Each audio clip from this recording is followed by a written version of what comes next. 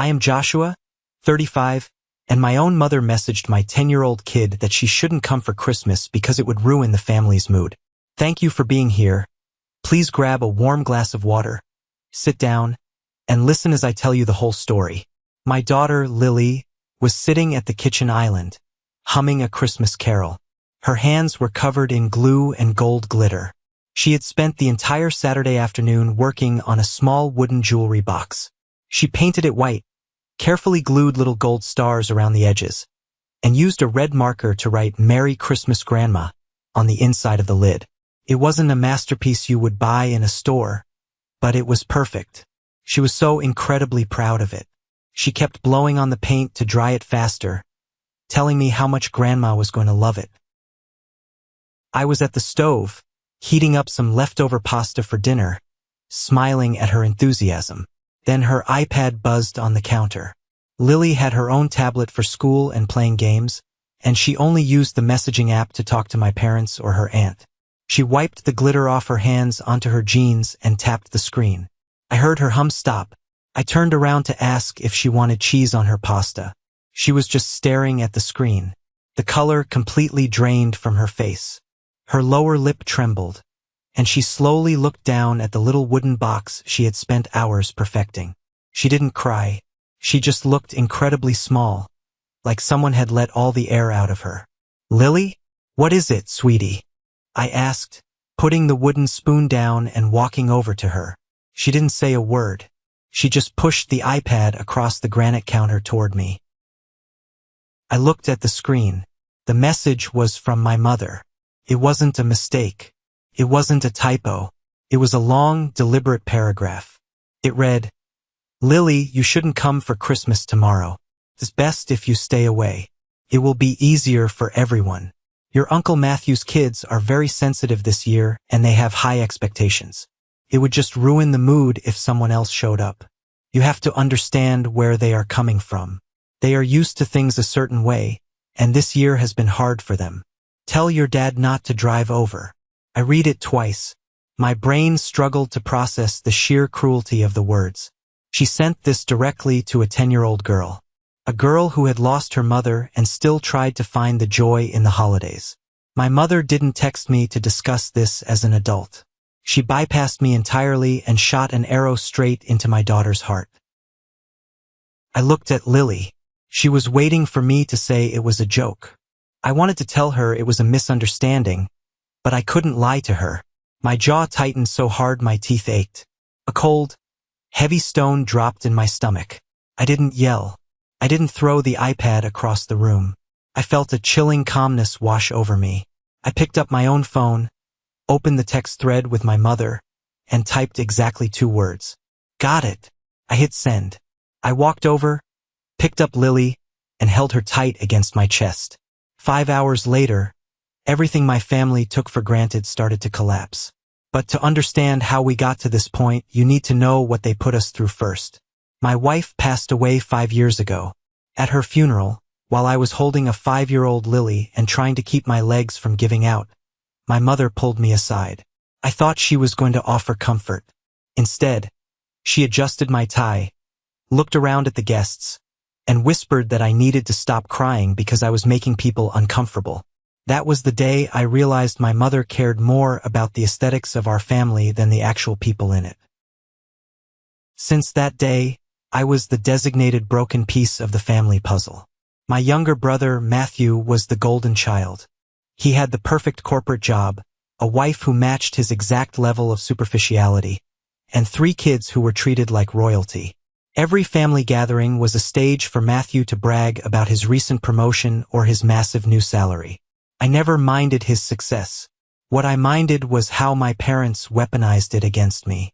They looked at me and Lily as a charity case, an unfortunate obligation they had to tolerate. They never missed a chance to remind me that Matthew was contributing to a massive college fund for his kids, while I was just trying to keep my head above water paying a mortgage on a single income. They even had the nerve to suggest once that my marriage would have ended in divorce anyway if my wife hadn't gotten sick, just because we argued about money early on. It was a sick, twisted environment, but I kept bringing Lily around. I wanted her to know her grandparents. I wanted her to have a family. The cracks really started showing last Thanksgiving.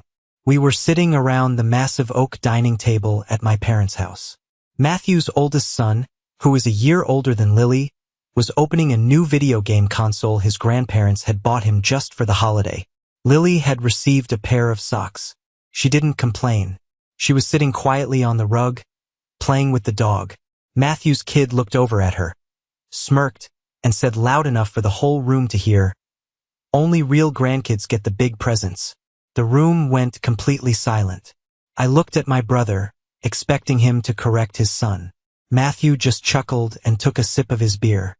My mother smiled nervously and said, "Oh, he doesn't mean it like that, Joshua. He's just excited. Boys will be boys." I grabbed our coats and left right after dinner. I should have cut them off right then and there, but I was foolish. I thought time would fix things. I thought if I just kept being a good son, an accommodating brother, they would eventually see us as equals. I swallowed my pride over and over again. I let them make passive-aggressive comments about my clothes, my house, and my parenting.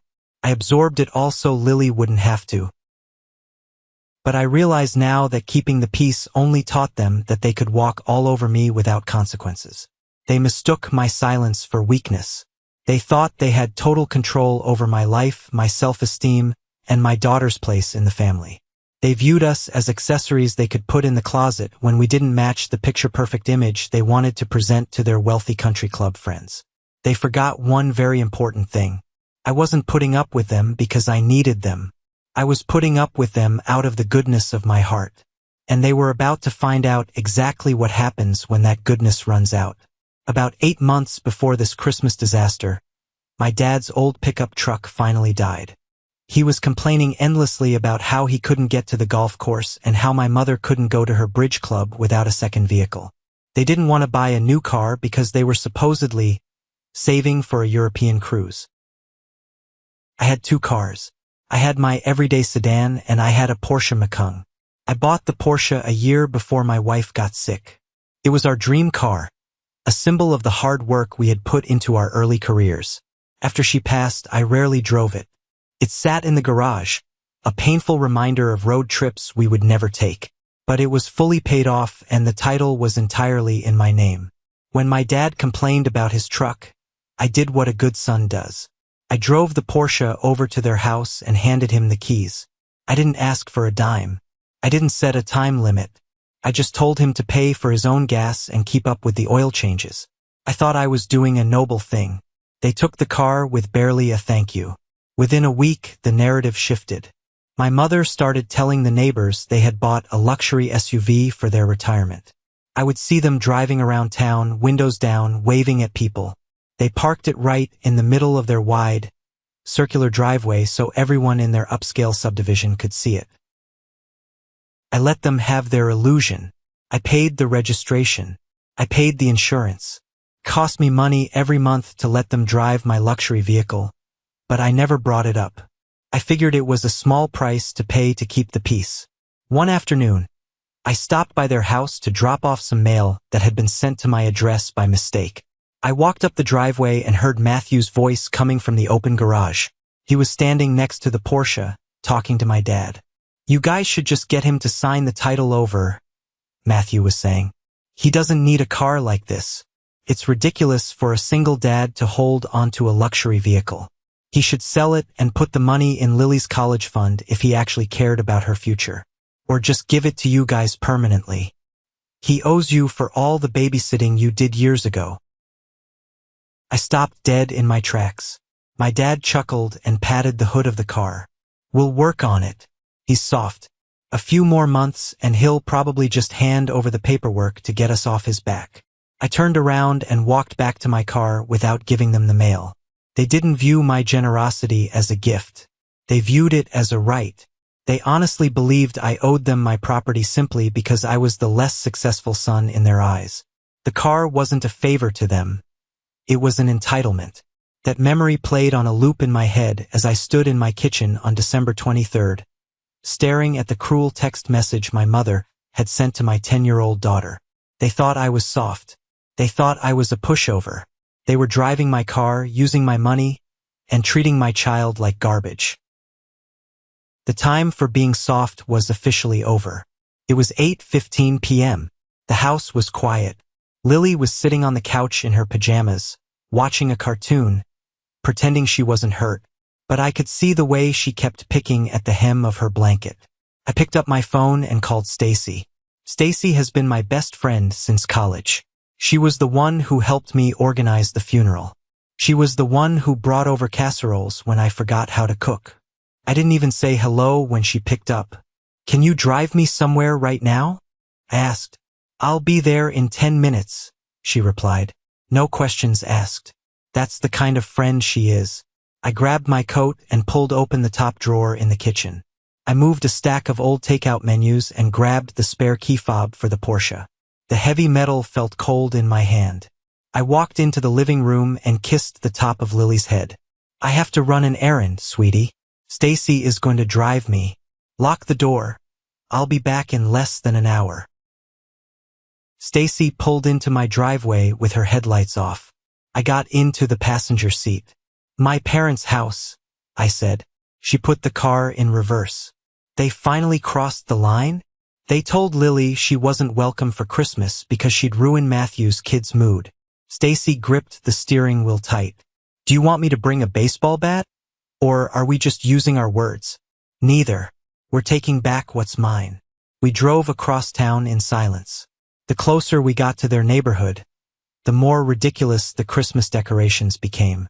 My parents' street looked like a theme park. Tacky plastic reindeer, synchronized flashing lights, giant inflatable snowmen. My mother loved putting on a show for the neighborhood, proving how festive and perfect her life was. We pulled up to their house. The lights were blazing. I could see the glow of the massive television through the front living room window. I could see the silhouettes of my dad and Matthew sitting on the couch. And right there, parked perfectly under the motion sensor security light, was my black Porsche Macan, freshly washed, gleaming in the cold night air. "Keep the engine running," I told Stacy. I got out of the car. I didn't sneak. I didn't hide. I walked straight up the middle of the driveway, my boots crunching loudly on the frosted concrete. I reached into my pocket, pulled out the key fob, and hit the unlock button. The Porsche's headlights flashed, and the distinct beep echoed through the quiet neighborhood. I opened the driver's side door and slid into the leather seat. It smelled like my dad's cheap cologne. I hit the ignition button. The engine roared to life with a low, aggressive growl. Through the windshield, I saw the front blinds of the house snap open. My mother's face appeared in the window, her eyes wide with shock. A second later, the front door swung open. My dad stepped out onto the porch in his socks, followed closely by Matthew. They stood there, completely frozen. They didn't yell. They didn't run toward the car. They just stared at me in absolute disbelief. They couldn't compute what was happening. The soft, compliant son was doing something unpredictable. I didn't roll down the window. I didn't look back at them. I put the car in reverse, backed smoothly out of the driveway, shifted into drive, and hit the gas. I left them standing on the cold porch, watching their stolen luxury drive away into the darkness. The morning of Christmas Eve felt surreal. There was no festive music playing, no smell of cinnamon rolls in the oven. I woke up early and walked into the kitchen. Lily was already awake. She was sitting at the breakfast nook, staring out the window at the frost on the lawn. Her usual morning chatter was completely gone. I started making coffee. While the machine was brewing, I watched her stand up, walk over to the counter, and pick up the little wooden box she had made. She didn't look at it with pride anymore. She looked at it like it was a piece of trash. She walked over to the garbage can, and with a quick, decisive motion, she snapped the lid entirely off the hinges. The sound of splintering would echoed in the quiet kitchen. She tossed both pieces into the trash and walked back to the table without a word. My chest tightened. I didn't fish it out of the trash. Leaving it there felt like the most honest thing to do. My phone started buzzing on the counter. I picked it up. It was a barrage of text messages from my parents and Matthew. Not a single message mentioned Lily. Not a single apology for the cruel text the night before. My mother, "Where is the Porsche? Did you take it?" You didn't even knock. Your father needs to go to the grocery store this morning. My dad. Are you seriously throwing a tantrum? Bring the car back right now. You are acting like a child. Matthew, you're making a huge mistake, Josh. That car was keeping Mom and Dad afloat. You're ruining Christmas over a misunderstanding. Stop being so bitter about your own life. I stared at the screen. They truly believed I was the villain. They discarded my child like wrapping paper, but they were outraged that they lost their free ride. The audacity was breathtaking. I put my phone on silent, flipped it face down, and looked at Lily. Go get dressed, I told her, forcing a smile. We're going out for pancakes. The giant ones. We drove to a diner on the other side of town. I let her order the triple stack with extra whipped cream and chocolate chips. She ate quietly, her eyes focused on her plate. On the way home, I took a detour and pulled into the parking lot of a massive craft supply store. Come on, I said, unbuckling my seatbelt. You can pick out anything you want. No budget. She walked down the aisles with her hands stuffed in her pockets. She barely touched anything at first. Finally, in the back aisle, she stopped in front of a giant 1,000-piece puzzle of a galaxy and a new set of expensive watercolors. She looked up at me silently, asking for permission. I nodded, grabbed the items, and bought them. She didn't bring up Christmas. She didn't bring up Grandma. We were navigating a new reality. When we got home, the tone of the unread messages on my phone had shifted from annoyed to frantic. My dad was demanding I call him. Matthew was threatening to come over. I ignored all of it. I helped Lily clear off the dining table, and we started sorting the puzzle pieces by color. We were looking for the edge pieces when I heard the sound of tires pulling onto my gravel driveway. But it wasn't my parents' car. I looked through the peephole. A black and white cruiser was parked outside. 2 police officers were walking up my front steps. My parents had actually done it. They called the cops on me. The knock was sharp, loud, and official. It wasn't a friendly neighbor tap. It was a demand for entry. Lily jumped in her chair, a puzzle piece dropping from her hand. I put my hand on her shoulder, told her to stay put, and walked to the front door. Pulled it open. 2 uniformed officers were standing on my welcome mat. The older one, a man with graying hair and a name tag that read Davis, looked me up and down. Are you Joshua Moore? Officer Davis asked, his tone strictly professional. I am, I replied, leaning against the doorframe, projecting a calm I didn't entirely feel. Mr. Moore, we received a report of a vehicle theft from a residence across town. A black Porsche Macan. The homeowners stated that you unlawfully removed the vehicle from their property late last night. Is the vehicle currently in your garage? For a split second, I actually wanted to laugh. I couldn't believe the absolute delusion of my parents. They thought they could weaponize the police department to force me to give back a car that I owned. I didn't panic. I didn't get defensive. The vehicle is in my garage, officer, I said smoothly. Because it belongs to me. Give me exactly 30 seconds. I turned, walked to the hallway console table, and pulled open the bottom drawer. I grabbed the thick manila folder labeled Auto and walked back to the door. I pulled out the original title, the current registration, and the insurance cards. All of them had my name printed clearly at the top. Joshua Moore. No co-signers. No liens. I handed the stack of papers to Officer Davis. He took out a small flashlight and examined the documents. His partner leaned over his shoulder. I watched the professional suspicion on their faces slowly morph into profound annoyance. Officer Davis sighed heavily and handed the papers back to me. The title and registration are clear, Mr. Moore. It's your vehicle. I let my parents borrow it for a few months because my father's truck broke down, I explained calmly. Last night, my mother sent a highly inappropriate text message to my 10-year-old daughter, telling her she wasn't welcome at Christmas. So I took my car back. I used my own spare key. I didn't damage any property. The younger officer shook his head, looking disgusted. So this is a family dispute over a borrowed car, and they reported it stolen. That appears to be the case, I said. Officer Davis adjusted his duty belt. The look in his eyes told me exactly how he felt about wasting taxpayer money on petty family drama. I apologize for the disturbance, Mr. Moore. You are perfectly within your rights. We will be closing this case. He turned to leave, but then he paused, looking back at me. Actually, he said, his voice dropping slightly, we'll be paying a visit to the residence that made the call. Filing a false police report is a crime. We're going to have a very stern conversation with your parents about misusing emergency resources. I appreciate that, officer. Have a safe shift. I closed the door and locked the deadbolt. I stood in the hallway for a moment, the manila folder pressed against my chest. I wasn't shaken. I wasn't sad.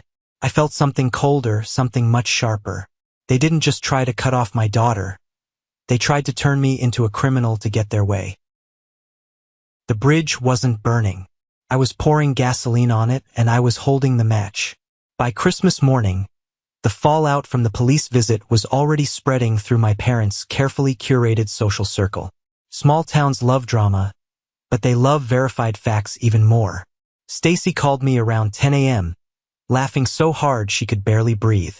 Apparently, before the police arrived at my house, my mother had already been laying the groundwork for a grand tragedy. She had called her neighbors, crying hysterically, claiming a gang of thieves had come in the middle of the night and stolen their luxury SUV right out of the driveway. She spun a full-on cinematic robbery story, claiming the neighborhood was unsafe. But the story completely fell apart when Officer Davis and his partner showed up at her front door. The neighbors, who were outside shoveling snow, watched as the police didn't take a report, but instead stood on the porch and aggressively lectured my parents. Then someone, I still don't know who, maybe a neighbor with a scanner or someone at the precinct, leaked the truth. By noon, half the congregation at their church knew that Joshua hadn't stolen anything. He had just taken his own car back, and his parents had tried to have him arrested for it. Things unraveled fast after that. Trying to recover her dignity, my mother actually drove her friend's car to the local Porsche dealership where I bought the Mekong. She walked into the manager's office, demanding to know if she had any squatter's rights or legal recourse to claim the car since she had been the primary driver for 8 months and had put premium gas in it. The sales manager, a guy named Rick who I play golf with occasionally, apparently just blinked at her. He told her in no uncertain terms that unless her name was on the title, she had absolutely nothing to talk about, and politely asked her to leave his office. She left humiliated. But instead of feeling shame, my family doubled down. My phone buzzed. It was a notification from the extended family group chat, a thread with over 30 cousins, aunts, and uncles that I usually kept on mute.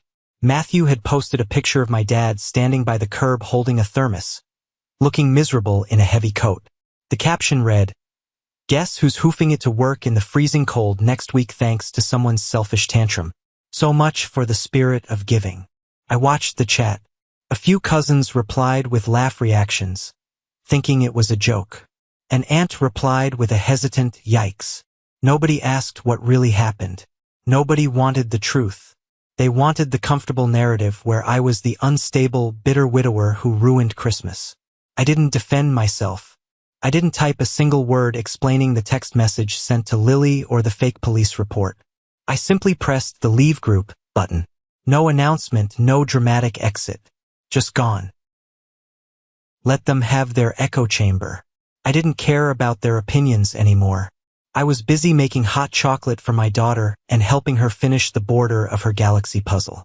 For the first time in 5 years, my house felt genuinely peaceful. The heavy, suffocating expectation of trying to please people who hated me was gone. But my mother couldn't stand being ignored. Silence was the one weapon she didn't know how to fight. If she couldn't control me privately, she was going to try and destroy me publicly. And that's when she made her biggest mistake. On the evening of December 26th, the digital knife plunged into my back. I was in the kitchen washing dishes when Stacy texted me a series of screenshots. Her message just read, "Don't do anything crazy yet, but you need to see this." I dried my hands and opened the images. It was a long, meticulously crafted Facebook post from my mother. She didn't make it completely public. She was too smart for that. She set the privacy to friends and extended family, ensuring it reached exactly the audience she wanted to manipulate. Distant relatives, old classmates, and people from my hometown who only knew the surface details of my life. The post started with fake sweetness, a tactic she had perfected over decades. "Family doesn't always mean blood," she wrote. "Sometimes people choose bitterness over love, no matter how hard you try to hold them close." Then it hit the gas. When Joshua's wife passed away, we opened our hearts and our home to him. We tried everything to help him pick up the pieces. We supported him financially and emotionally. But some people just want to stay broken. They project their anger onto the people who love them most. It breaks a mother's heart to watch her son spiral into such dark, selfish behavior, especially during the holidays. I felt my blood pressure rising, but I kept reading. The next paragraph was the kill shot. "He is pushing everyone away. Honestly, with his temper and his instability, he'll never find another woman who will put up with him. He'll never rebuild a normal life. But at least our other son, Matthew, gave us a beautiful daughter-in-law and 3 perfect grandkids. They bring us the kind of joy we always hoped for. We are focusing on the light this season and praying for those lost in the dark." I stared at the glowing screen. The sheer, unadulterated venom took my breath away. It wasn't just a lie about the car or the police. She was publicly declaring that I was damaged goods, a terrible father, and unlovable. She was using my dead wife to score sympathy points on the internet. And she was publicly elevating Matthew's kids while completely erasing Lily's existence. I scrolled through the screenshots of the comments. People who hadn't spoken to me in a decade were chiming in, sending prayers. "So sorry you have to deal with this. Stay strong. A mother's love never fails. Matthew really is a blessing to your family." They were eating it up. She had successfully painted herself as the tragic, long-suffering matriarch dealing with a psychotic son. I didn't feel sad. I didn't feel misunderstood. I felt a white-hot, consuming rage. I realized in that moment that my mother didn't think she had lost a son. She thought she had successfully disposed of the defective one. She thought she had won. I walked into the living room. Lily was asleep on the couch, the TV playing softly in the background. I pulled a blanket over her and tucked it under her chin. I looked at her peaceful face and made a promise to her right then and there. I was never going to let these people near her again. But before I built the wall, I was going to scorch the earth. I picked up my phone and called Stacy. "Did you read it?" she asked, her voice tight with anger. "I read it," I said. "Come pick me up. We have one more stop to make." Stacy pulled up to my house 10 minutes later. I didn't say a word when I got in. I just stared straight ahead. She didn't ask questions. She knew exactly where we were going. When we arrived at my parents' house, the ridiculous plastic snowman on the lawn was still inflating and deflating, waving its stupid mechanical arm. Matthew's expensive SUV was parked in the driveway, probably full of the big presents his real grandkids had received. "Wait here," I told Stacy. I walked up the front steps. I didn't knock. I didn't ring the doorbell. I grabbed the brass handle, turned it, and pushed the door open. They were all in the living room. The fireplace was on. A half-empty bottle of expensive wine sat on the coffee table. My mother was sitting in her recliner, scrolling on her tablet, probably reading the sympathetic comments on her post. My dad was in his armchair. Matthew and his wife were on the sofa. My mother's head snapped up first. The smug satisfaction wiped off her face instantly, replaced by genuine shock. My dad stood up halfway, then froze. Matthew's wife crossed her arms tightly over her chest and shrank back into the cushions. No one said a word. The silence was thick and heavy. I walked slowly into the foyer. I didn't look at Matthew. I didn't look at my dad. I locked eyes directly with my mother. I walked over to the antique console table by the hallway mirror. Sitting right in the center was a large, vintage ceramic Santa Claus. It had been in our family for 30 years. It was her prized Christmas possession. I picked it up in my right hand. I didn't break eye contact with her. And then, with a flick of my wrist, I threw it as hard as I could against the brick fireplace. The explosion of ceramic was deafening. Pieces of painted clay shattered and scattered across the hardwood floor, raining down on the expensive Persian rug. My mother gasped, clutching her chest. Matthew jumped to his feet, his hands raised in front of him. "Hey, what the hell is wrong with you?" he shouted, though his voice cracked with fear. I ignored him. I walked slowly into the kitchen, the crunch of ceramic under my boots echoing in the dead silence. I opened the glass cabinet, grabbed a decorative porcelain dining plate, and casually tossed it onto the tile floor. It shattered into 100 pieces. I turned around and walked back to the archway of the living room. They were terrified. For the first time in my life, I wasn't the quiet, accommodating punching bag. I was the storm. "You listen to me very carefully," I said, my voice dangerously low and steady. "Cut through the room like a razor. You don't text my daughter. You don't speak about my dead wife on the internet. You don't ever contact me again." My mother's mouth opened and closed like a fish, but no sound came out. She was shaking. "You want a broken son? You got one. You want to play the victim? Go ahead. But understand this, you are no longer our family. If any of you come near my house, or try to contact Lily, I promise you, I will make you regret it." I didn't wait for a response. I turned my back on them, walked out the front door, and left it wide open to the freezing winter air. 2 days after I shattered the ceramic Santa and walked out of that house, a piece of mail arrived. It was in a glittery red envelope, clearly a Christmas card. It was addressed to me in Matthew's overly neat corporate handwriting. For a fraction of a second, a tiny, pathetic part of my brain thought maybe it was an apology. Maybe the shock of my reaction had finally knocked some sense into them. I took a deep breath and ripped the envelope open. It wasn't an apology. It was a calculated threat disguised as brotherly concern. Inside the card was a handwritten note. It read, "Josh, I don't agree with how Mom handled the text to Lily, but your behavior was completely psychotic. You terrified my wife and kids. You need serious psychiatric help. I'm writing this because Mom is currently talking to a lawyer. She is seriously considering pressing charges against you for destruction of property, breaking and entering, and making terroristic threats. She's also looking into grandparents' rights for custody of Lily since you are clearly an unfit parent. Fix this before it destroys your life." I read the note twice. Then, I threw my head back and laughed out loud. The sound startled my dog, who looked up at me from his bed. It wasn't a laugh of joy. It was a laugh of pure, unadulterated disbelief at their stupidity. They were trying to make me flinch. They thought the word lawyer and the threat of a custody battle would send me crawling back, begging for forgiveness. They thought they still held the power. Instead of panicking, I picked up my phone and called Carter.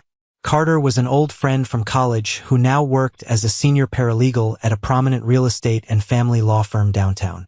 We hadn't spoken much in the last year, but he picked up on the second ring. "Josh, man, it's been a minute. Merry Christmas, a little late," he said warmly. "Merry Christmas, Carter. I need a massive favor, and I need it completely off the record for now." "Shoot."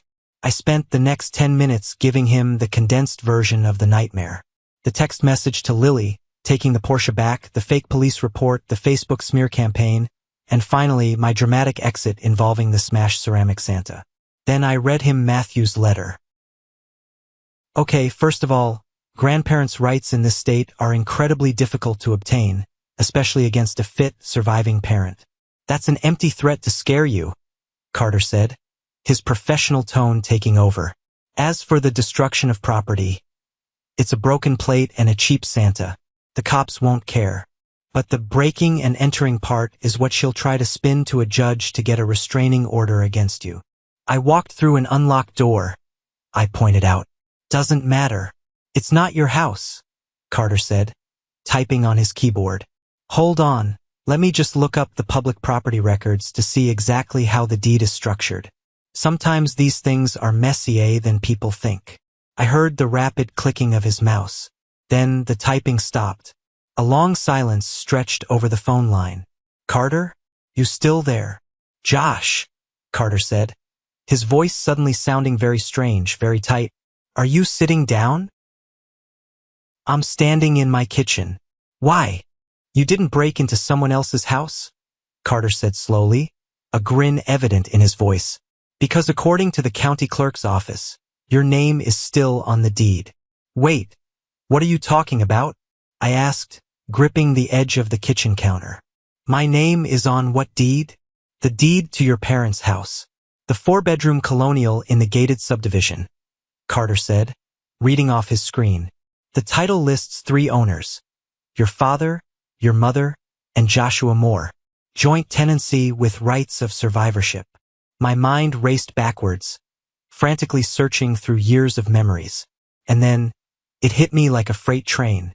12 years ago, right after I graduated college and landed a solid engineering job, my parents were drowning in credit card debt. They needed to refinance their mortgage to pull out cash and consolidate their loans, but their credit scores were tanked.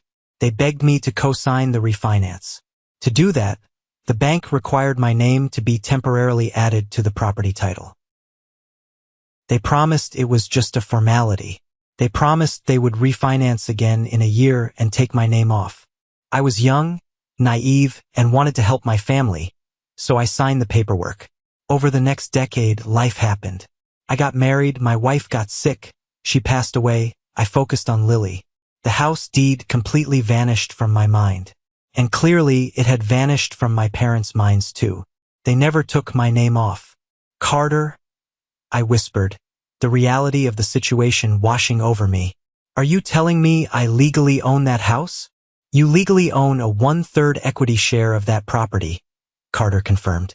"Which means you had every legal right to walk through that front door. You cannot trespass on your own property. Furthermore, you had a legal right to smash that ceramic Santa because technically you own 1/3 of that too." I started to pace the kitchen floor. The power dynamic hadn't just shifted. It had completely flipped upside down. They were threatening me with lawyers and police, unaware that they were standing on a trapdoor, and I held the lever. "What can I do with this?" I asked, my heart pounding in my chest. "Oh, buddy, you hold the golden key," Carter chuckled. "If you want to play hardball, you can hire a real estate attorney and force a partition sale. You can legally compel them to either buy out your 1/3 of the current market value of the house, which, looking at the recent comps in that neighborhood, is a massive chunk of cash. Or, if they can't afford to buy you out, the court will force them to put the house on the market, sell it, and give you your cut." They thought I was the weak link. They thought they could discard me and Lily and go back to their perfect, wealthy aesthetic. They had used me to save their house 12 years ago, just like they used me for my Porsche. "Carter, do you know a good real estate lawyer?" "A vicious one?" I asked. "I know the best one in the city. A guy named Mr. Qley. He eats cases like this for breakfast. I'll text you his contact info right now." I hung up the phone and looked out the kitchen window. The winter sun was setting, casting long, dark shadows across the snow. I thought about the text message my mother sent to Lily. I thought about the Facebook post. I thought about Matthew's pathetic threat. They wanted a legal war. They were about to get a nuclear strike. The very next morning, the winter air was brutally cold as I drove downtown to meet Mr. Qley. Carter wasn't exaggerating when he said this guy ate cases like mine for breakfast. His office was located on the 20th floor of a sleek glass building, outfitted with dark mahogany furniture, floor-to-ceiling windows overlooking the city, and walls lined with heavy legal volumes. Mr. Qley himself was a man in his late 50s, wearing a perfectly tailored navy suit. He had the sharp, calculating look of a shark who had just smelled blood in the water. I sat in a heavy leather chair across from his massive desk and handed him the property deed Carter had pulled. I also handed him the Christmas card Matthew had sent, the one threatening me with a lawyer and a custody battle over Lily. Mr. Qley pushed his silver-rimmed glasses up the bridge of his nose, read the handwritten card in silence, and then carefully reviewed the property deed. He didn't laugh out loud, but the corner of his mouth twitched upward in a way that told me he knew exactly how much damage we were about to inflict on my family's massive egos. "Mr. Moore, Mr. Gray said, folding his hands resting on the polished wood of his desk. Your brother and your mother are playing a very dangerous game with completely empty threats. They have absolutely no legal grounds for a custody dispute. You are a fit, surviving parent with a stable income and a safe home. A judge would throw their petition out in 5 minutes. However, concerning this house, they made a fatal, arrogant error 12 years ago. They left your name on the title of a property that has appreciated significantly in a prime real estate market. You are not a guest in that house. You are a legal co-owner. I don't want to live there, I told him flatly, leaning forward. I don't even want the money, to be completely honest. I just want them to realize they don't hold the cards anymore. I want them to feel the exact same helplessness they tried to force onto my daughter. Oh, they will realize it very quickly, Mr. Gray replied smoothly, pulling a crisp legal pad toward him. We are going to draft a formal demand letter right now. It will state clearly that you are exercising your absolute legal right to force a partition sale. We will give them exactly 2 options. Option A. They buy out your 1/3 equity share at current market value within 60 days. Option B. We file a lawsuit to force the sale of the property on the open market, and the proceeds are split 3 ways. Either way, they have to pay you a massive sum of money, or they lose the roof over their heads. I felt a massive surge of adrenaline rush through my veins. For 5 long years, they had used my finances, my car, and my grief against me. They thought I was a pushover. Now, the law was handing me a sledgehammer and I was going to swing it. We drafted the letter right then and there. It was cold, formal, and utterly merciless. It stripped away all the toxic family history and reduced them to mere tenants standing in the way of my legal rights. I signed the bottom with a firm hand, and Mr. Gray assured me it would be sent via certified mail that exact afternoon. Walking out of that office building into the crisp winter air, I felt taller. The heavy, suffocating fog that had clouded my judgment and kept me compliant for the last 5 years was completely gone. The war was officially on.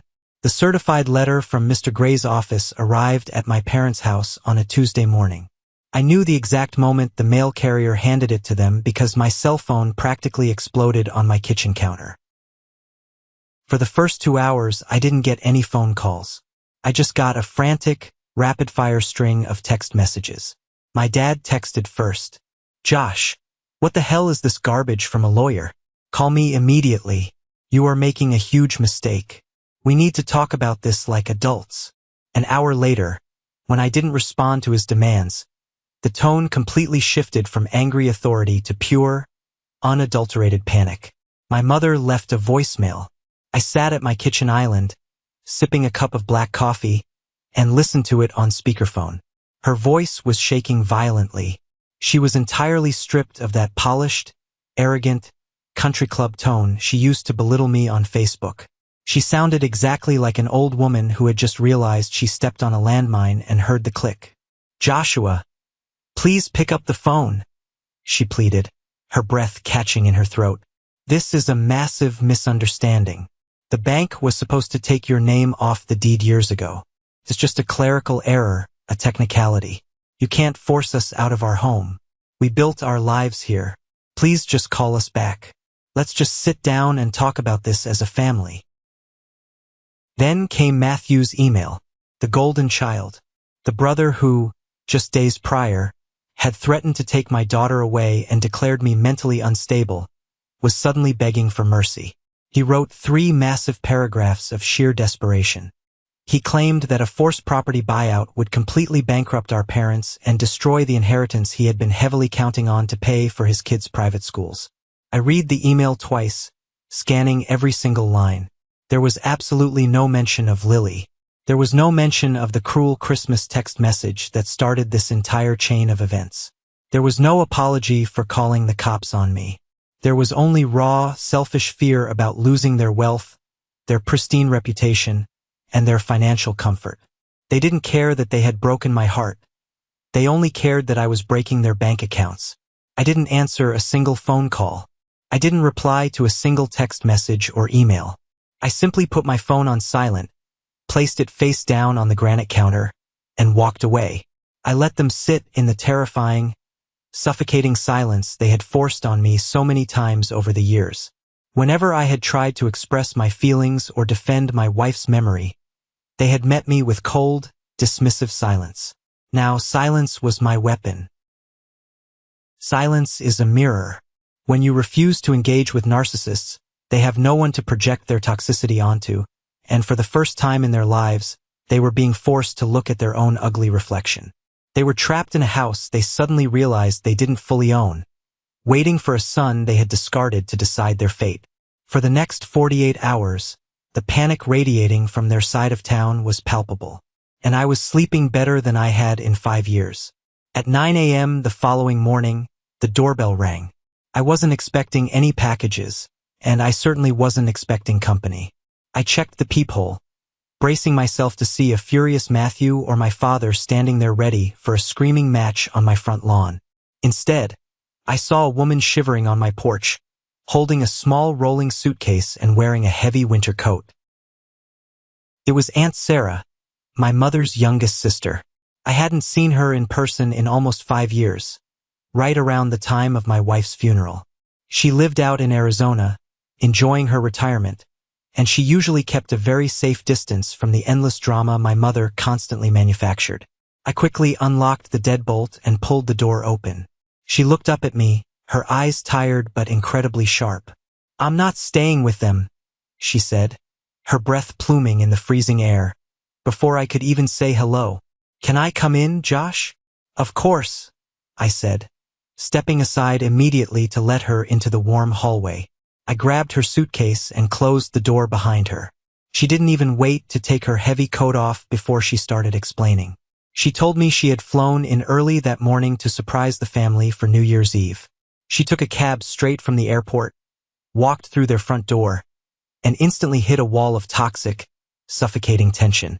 My parents were pacing the hardwood floors, arguing frantically about mortgages, lawyers, and dipping into their retirement funds. When Sarah dropped her bags and asked where I was, the entire room went dead silent. Matthew pulled her aside into the kitchen and tried to spin the exact same lie they had been selling the whole town.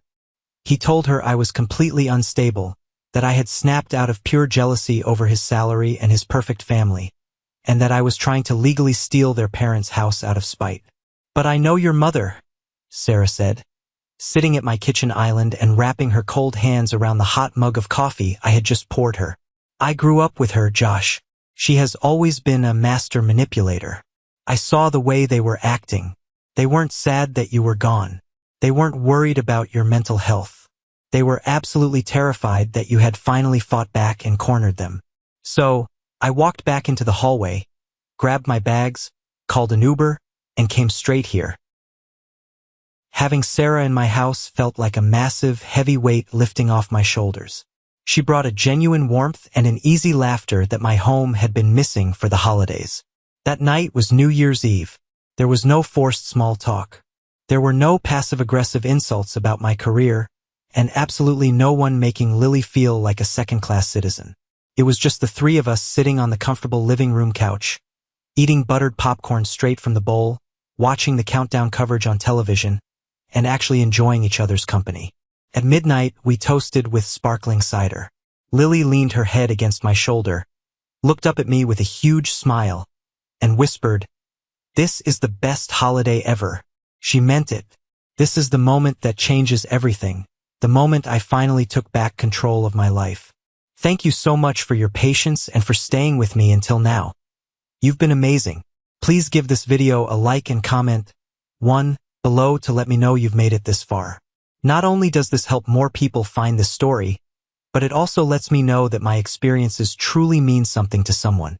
Your support is my greatest motivation to keep sharing the rest of this journey. The next morning, the first day of the new year, we were sitting around the dining table eating the massive stack of blueberry pancakes Sarah had insisted on making. The sunlight was pouring through the windows, melting the frost on the lawn. Felt like a fresh start. But during breakfast, Sarah revealed something that completely shattered any lingering shred of guilt I might have had about destroying my relationship with my parents. We were talking quietly about the past, making sure Lily couldn't hear us from the living room. I mentioned how isolated I had felt over the last 5 years, how I always thought it was my fault that I couldn't seem to fit into their perfect mold. Sarah set her coffee cup down on the wooden table, her expression turning incredibly serious and profoundly sad. "You aren't the first one, Joshua," she said quietly, leaning closer to me. "They did this before. You just didn't know about it." "Did what?" I asked, my brow furrowing in confusion. 3 years ago, your cousin Leah's son stopped coming to the big family gatherings," Sarah explained. "Nobody really asked why. Everyone just assumed Leah was busy. But your mother told me the truth privately over the phone. She said it was better if Leah's son stayed home because he is autistic. She told me his behavior was too unpredictable, that he didn't like loud noises, and it ruined the peaceful, elegant aesthetic of her family dinners. She actually told Leah that her son made Matthew's kids uncomfortable, and asked her to stop bringing him around. I felt the blood roaring in my ears. My chest tightened so hard it hurt to breathe.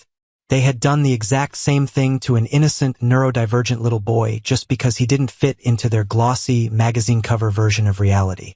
They cut a child out of the family simply for being inconvenient, and nobody in the extended family stood up to them. They were repeating the exact same cycle of cruelty with Lily. "Sarah," I said, my voice dangerously calm as I reached into my pocket and pulled out my smartphone. "I need you to say everything you just told me again, and I need to record it, just for my own protection, because I know exactly how she operates, and I need proof." Sarah didn't hesitate for a single second. She looked me dead in the eye and nodded. "Hit record," she said.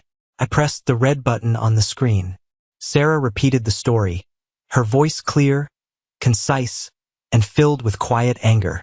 She detailed exactly what my mother had said about Leah's son, the excuses she made, and the deliberate exclusion of a child. I stopped the recording and saved the audio file directly to my cloud storage. It wasn't just a piece of painful family history anymore. It was a loaded weapon. I had the ultimate leverage to protect my daughter. I thought the legal threat over the house would have kept my mother quiet and forced her to retreat. But I underestimated the ego of a narcissist. Narcissists absolutely cannot handle losing control of the public narrative. They would rather burn the world down than admit they were wrong.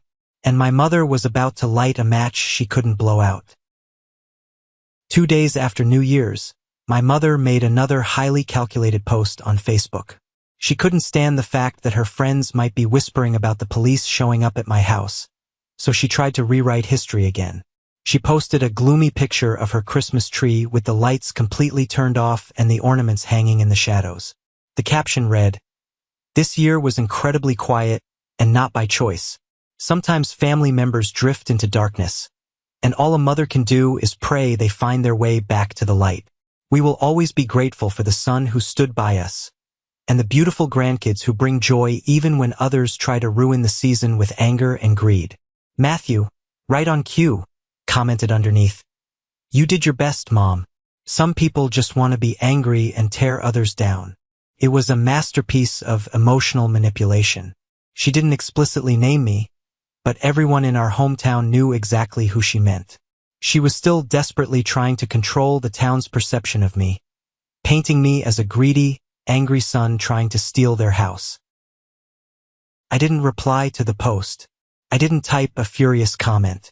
I grabbed my heavy winter coat, grabbed my car keys, and drove straight across town to their house. I didn't walk up to the front door this time.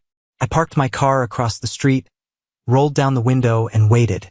About 20 minutes later, the automatic garage door slowly opened. My mother and Matthew were walking out, carrying reusable grocery bags toward Matthew's car. I stepped out of my car, crossed the street, and stood right at the edge of their pristine concrete driveway. They both froze instantly. Matthew dropped the bag he was holding, and a carton of orange juice rolled onto the pavement. He stepped in front of my mother, trying to puff out his chest and look intimidating. "I told you not to come back here, Josh," Matthew barked, though his voice wavered noticeably. I ignored him entirely. I looked right past him, locking eyes with my mother. I pulled out my phone, turned the media volume all the way up to maximum, and hit play on the recording. Aunt Sarah's voice echoed loudly in the cold, quiet driveway. Your daughter isn't the first person they tried to erase from the family. They did the same thing to Leah's son because he made them uncomfortable. They stopped inviting an autistic child to keep their environment calm. My mother's face drained of all color. She looked like all the blood had been siphoned out of her body. Matthew's mouth literally dropped open. He looked back at his mother, realizing for the first time that her lies were unraveling. You are not going to keep talking about me and my daughter on the internet like we are some tragic story you get to control, I said, my voice steady, hard, and absolutely uncompromising.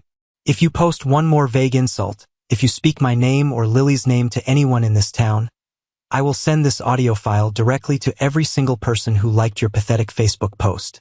I will send it to your church group. I will send it to Matthew's boss. I will burn your fake reputation to the ground. Neither of them said a single word. The fake power they held over me was completely broken. I turned around, walked back to my car, and drove away without looking back.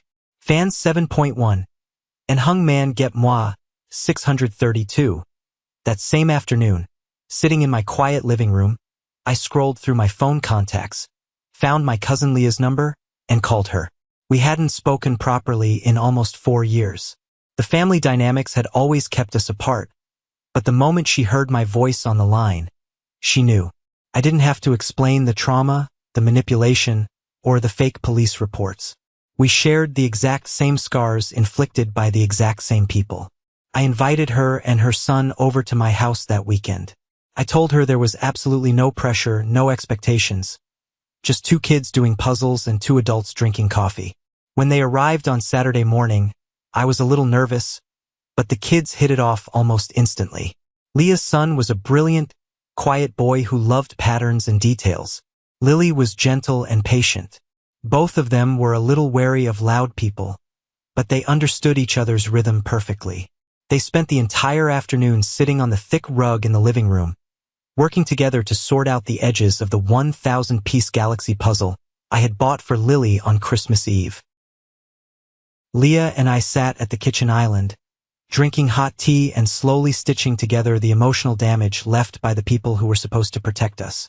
We shared stories of the subtle insults, the blatant favoritism, and the exhausting effort it took to constantly walk on eggshells around my mother. It was incredibly validating to hear someone else say, "You aren't crazy. They really are that toxic." The next day, Leah sent me a screenshot that made me laugh out loud. She had purposely gone onto Facebook and sent a friend request to my mother. As soon as my mother accepted it, probably hoping to snoop on Leah's life, Leah immediately blocked her. It was a small, petty act of rebellion, but it felt like a massive, shared victory. For the first time in my life, I realized I didn't have to accept the family I was born into. I could build a new one, a chosen family made up of people like Stacy, Aunt Sarah, and Leah. People who valued honesty over appearances, who loved my daughter for exactly who she was, and who didn't view relationships as transactions. The heavy, suffocating silence that used to surround me wasn't on their side anymore. It was on ours, and it was peaceful. The following Monday morning, while Lily was upstairs brushing her teeth and getting her backpack ready for school, I sat at the kitchen table with my laptop open. The winter sun was bright, and I felt a profound sense of clarity. I opened my phone contacts. I selected my mother's number, my father's number, and Matthew's number. I pressed block caller for every single one of them. I went into my email settings and created a filter that would send any message from their addresses directly into the trash bin without ever hitting my inbox. Finally, I logged onto social media and blocked every single account associated with them, including Matthew's wife. I didn't do it in a fit of rage. The burning anger that had consumed me on Christmas Eve was completely gone. I did it the exact same way you take the corroded batteries out of a dead flashlight and throw them in the garbage. There was absolutely nothing left to fix. The mechanism was broken beyond repair, and holding onto it was just weighing me down. In a matter of 60 seconds, they were simply gone from my digital life. Later that week, I finally decided to take down the artificial Christmas tree standing in the corner of the living room. It felt incredibly good to pack away the plastic branches and the ornaments. We never had a real Christmas anyway. It had just been a stressful formality we suffered through to appease my parents. After I hauled the boxes into the attic, Lily and I put on our heavy coats and went to the local park. The air was cold, crisp, and wonderfully peaceful. The playground was mostly empty. Lily swung on the swings for a while, her laughter echoing in the cold air, and then she came over and sat next to me on the wooden bench, kicking her boots in the wood chips. She leaned her head against my arm and looked up at the bare trees. "Are we going to Grandma's house next Christmas, Dad?" she asked quietly. I looked her right in the eyes, making sure she saw the absolute certainty in my face. "No, sweetie, we aren't going there ever again." She slowly nodded, a small, genuine smile appearing on her face. That was it. There were no tears, no arguments, no lingering questions. Just a profound, mutual relief. It felt like letting go of a heavy, abrasive rope I didn't even realize I had been holding onto for decades. The final piece of the puzzle fell into place about 2 weeks later. The town gossip mill had been working overtime, but the narrative had completely shifted. I got a direct message on Facebook from an account I didn't recognize at first glance. It was Mrs. Jenkins, one of my mother's oldest, wealthiest, and most loyal friends from the local country club. "Joshua," the long message read, "I have been following everything quietly over the last few weeks. I heard the gossip circulating at the club. I saw the dramatic posts your mother made. I want to sincerely apologize to you. I believed her for a very long time. I believed everything she said about you being difficult, angry, and ungrateful. But not anymore. Her calmness simply doesn't match the absolute chaos she constantly creates around her. When I heard she called the police on you over a car you own, I realized she was lying." I smiled, reading the words, and calmly closed the laptop.